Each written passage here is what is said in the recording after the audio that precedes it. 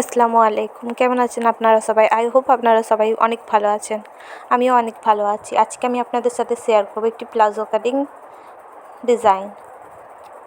ভিডিওটি ভালো লাগলে লাইক, কমেন্ট অ্যান্ড সাবস্ক্রাইব করনা। ফার্স্টে আমি হিপের এই দুটো সাইড সেলাই করে নেব। ভিডিওটি দেখলে আপনারা খুব সহজেই নিজেরা বাড়িতে প্লাজো তৈরি করে নিতে পারবেন। ভিডিওটি সম্পূর্ণ দেখবেন। তারপরে আমরা এখানে ইলাস্টিকের জন্য একটা বেল্ট তৈরি করে নেব। এরকম করে একটু 2 ইঞ্চি সেলাই দিয়ে দেব।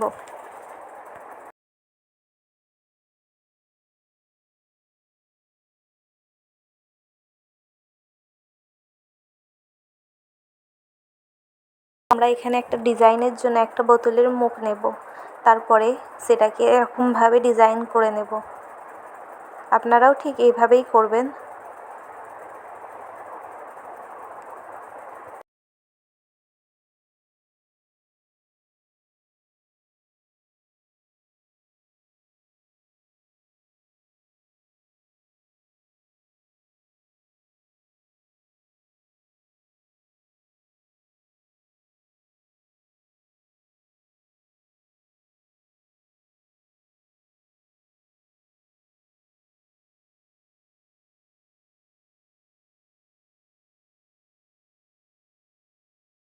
ডিজাইনটি হয়ে গেলে আমরা এরকমভাবে কেটে নেব।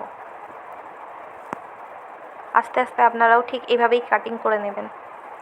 তারপরে আমরা কাপড়ে বসিয়ে সেলাই করে নিয়ে বাকি কাপড়টা কেটে নেব। তারপর প্লাজোতে আমরা এভাবে বসাবো। বসিয়ে নিয়ে এরকম আস্তে আস্তে ডিজাইনটা সেলাই করে নেব। আপনারা ঠিক আস্তে আস্তেই সেলাই করবেন ভালোভাবে ডিজাইনটা আনার জন্য।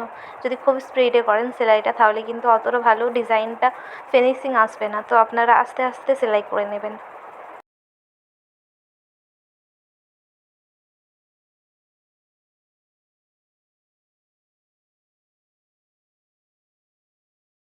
এটা হয়ে গেলেও আমরা এখান থেকেও কাপড়ের বাকি অংশটা কেটে নেব।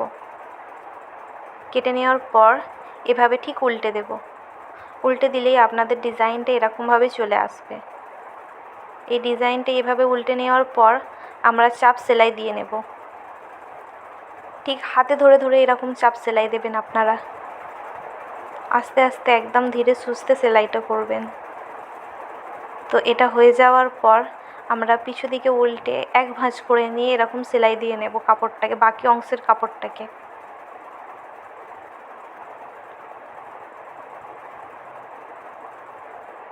তো এটা হয়ে যাওয়ার পর ইলাস্টিক, যেটা আমরা কাপড়টা বাকি অংশ রেখেছিলাম, ইলাস্টিকটা সেখান দিয়ে আমরা গলিয়ে নেব। তারপর ইলাস্টিকটাকে এভাবে সেলাই দিয়ে নেব আমরা। এরকমভাবে সেলাই দিলে ইলাস্টিকটা আপনাদের আর কোনো দিন খুলবে না, নাহলে খুলে যাওয়ার চান্স থাকতে পারে।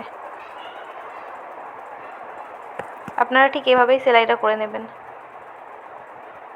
তারপর আমরা ইলাস্টিকের উপর দিয়ে একটা সেলাই দিয়ে নেব। তো কি হবে, ইলাস্টিকটা আমাদের সাইডে নড়ে চড়ে যাবে না। তো হয়ে যাওয়ার পর এবার লাস্টে আমরা এটাকে জয়েন্ট করে নেব। তো জয়েন্টটা হয়ে গেলেই হয়ে যাবে আমাদের প্লাজো, ইজিলি প্লাজো তৈরি। তো ভিডিওটি আপনাদের কেমন লাগলো সেটা কমেন্ট করে অবশ্যই জানাবেন, এবং ভিডিওটি ভালো লাগলে একটা লাইক, কমেন্ট, শেয়ার এবং সাবস্ক্রাইব করবেন পরবর্তী ভিডিও দেখার জন্য। Thanks for watching my video. অনেক অনেক ধন্যবাদ আপনাদের।